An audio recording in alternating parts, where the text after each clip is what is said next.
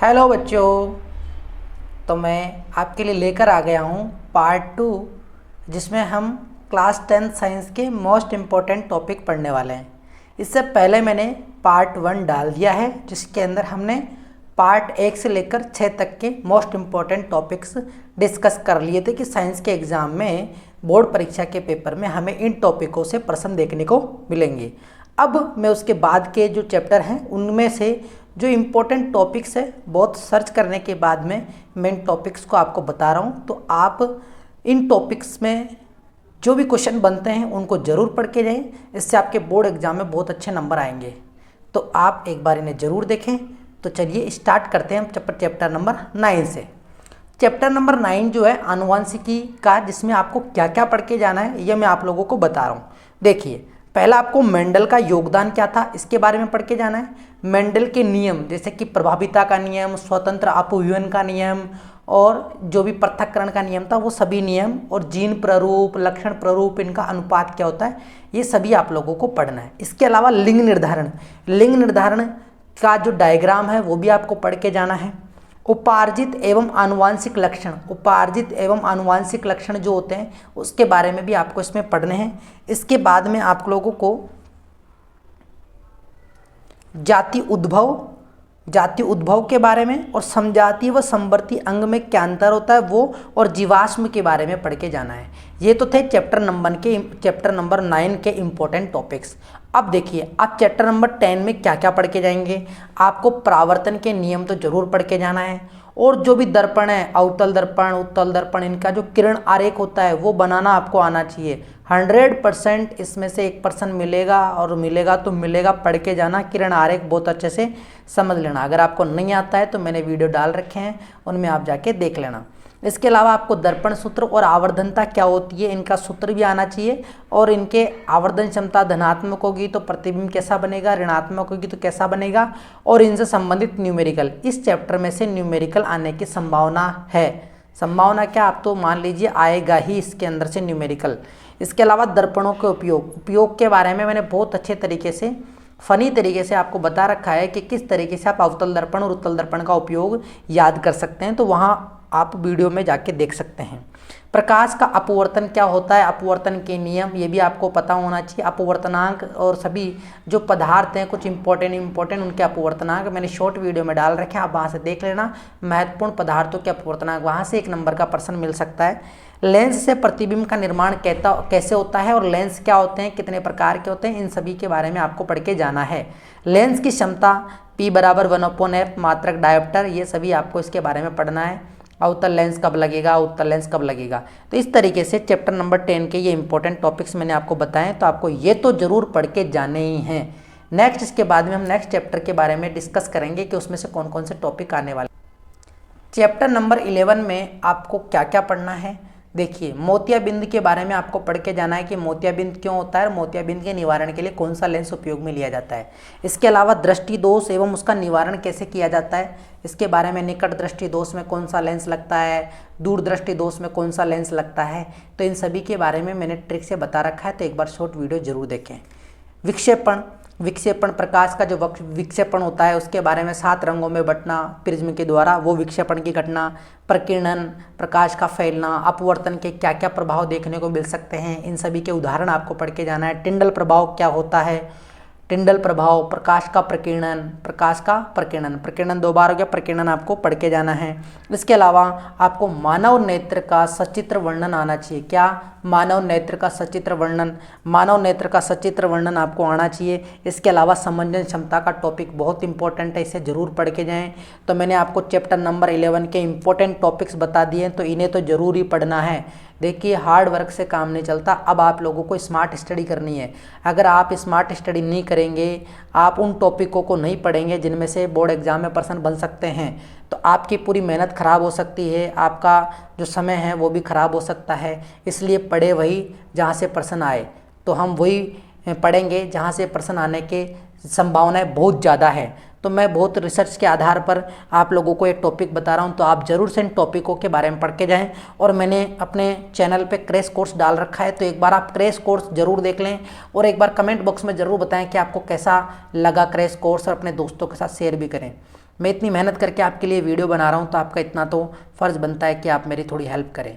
ठीक है बच्चों, अब मैं आप लोगों को चैप्टर नंबर 8, जो चैप्टर नंबर 8 है उससे संबंधित कौन कौन से इंपॉर्टेंट क्वेश्चन बनते हैं उसका डिस्कशन कर लेते हैं। देखिए चैप्टर नंबर 8 में आपको पढ़ के जाना है जनन के प्रकार, लैंगिक जनन अलैंगिक जनन जो होते हैं उनके बारे में आपको पढ़ना है।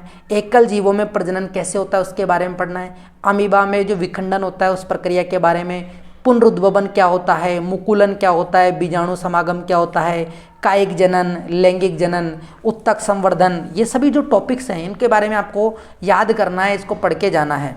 इसके अलावा आपको पुष्पी पादपों में जो लैंगिक जनन होता है उसके बारे में, मानव में लैंगिक जनन के बारे में और जनन स्वास्थ्य के बारे में पढ़ के जाना है। चैप्टर नंबर 8 के ये जो टॉपिक्स थे ये मैंने आपको बताए, तो इन टॉपिक्स को आप मोस्ट इंपॉर्टेंट लगा लेना, अपनी किताब में निशान लगा लेना, अपने नोट्स में लगा लेना। वहाँ से आपको इन्हीं टॉपिकों को बार बार पढ़ना है जिससे कि आपके नंबर अच्छे आ सकें। अब अपन नेक्स्ट चैप्टर पढ़ेंगे, नेक्स्ट चैप्टर के टॉपिक्स देखेंगे। चैप्टर नंबर 7 में आपको क्या क्या पढ़ना है। आपको जंतु तंत्रिका तंत्र, जो तंत्रिका तंत्र का जो चित्र होता है वो आपको अच्छे से बनाना आना चाहिए। प्रतिवर्ती चाप का चित्र भी आपको आना चाहिए और प्रतिवर्ती चाप क्या होता है ये भी आपको आना चाहिए। मानव मस्तिष्क बहुत इंपॉर्टेंट है, ध्यान रखना। इन टॉपिकों में से सबसे ज़्यादा इंपॉर्टेंट मानव मस्तिष्क है, तो मानव मस्तिष्क का चित्र बनाना, इसके कितने भाग होते हैं, इन सभी के बारे में आपको आना चाहिए। इसमें से एक बड़ा प्रश्न आपको देखने को मिल सकता है, तो ज़रूर इस टॉपिक को पढ़ के जाएँ। पादप हार्मोन, पादप में कितने हार्मोन है, ऑक्सीजन, जिब्रेलिन, जो भी साइटोकाइनिन, सभी हार्मोनों के नाम याद करने हैं और उनकी क्या गतियाँ हैं वो आपको याद करना है। जंतुओं में हार्मोन आपको याद करना है। तंत्रिका कोशिका यानी न्यूरॉन, देखिए ये भी बहुत इंपॉर्टेंट टॉपिक है इस चैप्टर का। न्यूरॉन का संरचना बनाना आपको आना चाहिए और इसका नामांकित चित्र यानी उसमें क्या क्या कौन कौन से पार्ट है इसके बारे में आपको पता होना चाहिए। तो चैप्टर नंबर 7 में आपको तंत्रिका कोशिका, न्यूरॉन, इसके बारे में पढ़ के जाना है। चैप्टर नंबर 12 में क्या पढ़ेंगे, देखिए चैप्टर नंबर 12 में हम पढ़ेंगे विद्युत धारा एवं परिपथ के बारे में, कि विद्युत धारा क्या होती है, परिपथ क्या होता है, उनके जो सिंबल होते हैं, जैसे कि बल्ब का सिंबल क्या होता है, प्रतिरोध का क्या होता है, ये सभी आपको पढ़ना है। चालक में प्रतिरोध किसे कहते हैं और प्रतिरोध किन किन बातों पर निर्भर करता है, इसके बारे में भी आपको पढ़ना है। प्रतिरोधकता क्या होती है और इसका मात्रक क्या होता है, प्रतिरोधों का संयोजन, श्रेणी क्रम, समांतर क्रम संयोजन, दोनों संयोजन बहुत इंपॉर्टेंट है। इसके बारे में मैंने वीडियो डाल रखा है, किस तरीके से आप न्यूमेरिकल हल कर सकते हैं, न्यूमेरिकल भी बता रखे हैं क्योंकि यहाँ से न्यूमेरिकल आने की संभावनाएं हैं। इसके अलावा विद्युत धारा का तापीय प्रभाव, जैसे कि इलेक्ट्रिक हीटर जो होता है वो तापीय प्रभाव पर आधारित होता है, तो इसके बारे में आपको पढ़ना है। किस तरीके से जूल का तापन नियम काम करता है, तो जूल का तापन नियम भी बहुत इंपॉर्टेंट है, तो इसे भी जरूर पढ़ के जाएं। नेक्स्ट है फ्यूज तार क्या काम आता है, किसका बना होता है, ये सभी आपको बताना है। नेक्स्ट है विद्युत शक्ति पावर क्या होती है, हमारे घरों में जो विद्युत खर्च होता है वो किस में होता है, व्यावसायिक मात्रक क्या होता है विद्युत शक्ति का, ये सभी चीज़ें आपको पढ़ के जाना है। इस टॉपिक्स में से आपके यहाँ से प्रश्न बनने वाले हैं। और कि 1 किलोवाट घंटे के अंदर कितने जूल होते हैं, तो 3.6 × 10⁶ जूल होते हैं। ऐसे प्रश्न आपको देखने को मिलेंगे। तो ये थे चैप्टर नंबर 12 के इंपॉर्टेंट टॉपिक्स। तो आप लोगों को ये वीडियो अच्छा लग रहा होगा तो आप इसे लाइक करें, अगर नहीं लग रहा है तो डिसलाइक करें, ठीक है। और मैं ऐसे ही आपके लिए इंपॉर्टेंट चैप्टरों को आप पूरा रिवीजन लेके आने वाला हूँ। वैसे मैंने 3-4 चैप्टर के डाल दिए हैं और बाकी चैप्टर डालने बाकी हैं, तो आप उन्हें देखें, ठीक है, और अपने दोस्तों के साथ शेयर करें। नेक्स्ट इसके बाद में आप लोगों को मैं जो पीछे के जो चैप्टर उनके बारे में बता देता हूँ, क्या पढ़ना है आप लोगों को, ज़्यादा बड़ा नहीं है तो आप इसमें से ज़्यादा ध्यान ना दें, लेकिन 13वां चैप्टर इंपॉर्टेंट है, ध्यान रखें। 13 चैप्टर में आपको जितने भी चित्र हैं, आपको चित्र बनाना, परिनलिका का चित्र बनाना, मोटर का चित्र बनाना, जनरेटर का चित्र बनाना, विद्युत बल रेखाओं का चित्र बनाना, ये सभी आपको चित्र बनाने की प्रैक्टिस करनी है। चुंबकीय बल रेखाओं के बारे में आपको गुण याद करने हैं। परिनलिका क्या होती है, परिनलिका में विद्युत धारा कैसे प्रवाहित होती है, इसके बारे में आपको पढ़ के जाना है। विद्युत मोटर और विद्युत जनित्र में अंतर और विद्युत मोटर और विद्युत जनित्र का कार्यविधि और सिद्धांत, ये आपको आना ही चाहिए। ये बड़ा प्रश्न आपको जरूर देखने को मिलेगा। घरेलू विद्युत परिपथ का पूरा सर्किट डायग्राम आपको आना चाहिए। लघुपतन, शॉर्ट सर्किट कैसे होता है ये भी आपको आना चाहिए। ये टॉपिक्स इंपॉर्टेंट है, इसलिए पढ़ के जाना है। चैप्टर नंबर 14 में आप देखेंगे आप लोगों को ऊर्जा के पारंपरिक स्रोत जो होते हैं उनके बारे में पढ़ के जाना है। और इसके अलावा आपको जैव बायोमास के बारे में पढ़ना है। पवन ऊर्जा क्या होती है, सौर ऊर्जा क्या होती है, इनके बारे में पढ़ना है। महासागरीय तापीय ऊर्जा, नाभिक ऊर्जा। देखिए चैप्टर नंबर 14 में आप ऐसा करना, चैप्टर नंबर 14 के अंदर जो भी आपके पासबुक है या कोई डेस्क वर्क है उसमें से जितने भी छोटे छोटे क्वेश्चन आ रखे हैं ना, इससे संबंधित उन्हीं क्वेश्चनों को आप ढंग से याद कर लेना, क्योंकि उन्हीं से आपके प्रश्न हो जाएंगे। तो एक बार इन टॉपिक्स को भी पढ़ लेना और उन छोटे छोटे क्वेश्चनों को जरूर पढ़ के जाना। तो अगर आपने मेरे चैनल को सब्सक्राइब नहीं किया है तो सब्सक्राइब कर लेना। मेरे चैनल का नाम श्री गुरु नानक क्लासेज है। तो एक बार आप इस चैनल पे जाके लाइक का बटन दबा दें और सब्सक्राइब नहीं किया तो सब्सक्राइब कर दें। अब मैं आप लोगों को 15 और 16 चैप्टर के इंपॉर्टेंट टॉपिक्स बता रहा हूँ। इन्हें तो पढ़ना ही है, ज़्यादा इंपॉर्टेंट नहीं है। पारितंत्र, खाद्य श्रृंखला एवं जाल के बारे में, ओजोन परत के बारे में, कचरा प्रबंधन के बारे में। 16वां चैप्टर 5R रूल्स जो होते हैं ना, 5R रीयूज, रिफ्यूज, रिसाइकिल, ये सभी इसके बारे में आपको पढ़ना है। वन और वन्य जीवन के बारे में पढ़ना है। कोयला और पेट्रोलियम क्या होता है इसके बारे में पढ़ना है। तो इस तरीके से बच्चों हम लोगों ने पूरे जो साइंस के 16 चैप्टर हैं, इन 16 चैप्टरों में से जो मोस्ट इंपॉर्टेंट टॉपिक्स है जिन्हें हमें पढ़कर जाना है, जिसमें से प्रश्न आने के चांसेस बहुत ज़्यादा हैं, तो वो हमने सबने डिस्कस कर लिए हैं। और अगर आपको इसकी PDF चाहिए तो आप मेरे को कमेंट बॉक्स में ज़रूर बता देना, मैं आपको PDF प्रोवाइड करवा दूंगा, ठीक है। और अगर आप ये ज़रूर बताएं आपको ये वीडियो कैसा लगा और आपको किस तरीके की वीडियो चाहिए, आपको किस टॉपिक पे आपको डाउट है, मैं उस टॉपिक पे ज़रूर वीडियो बना के आप तक पहुंचाऊंगा।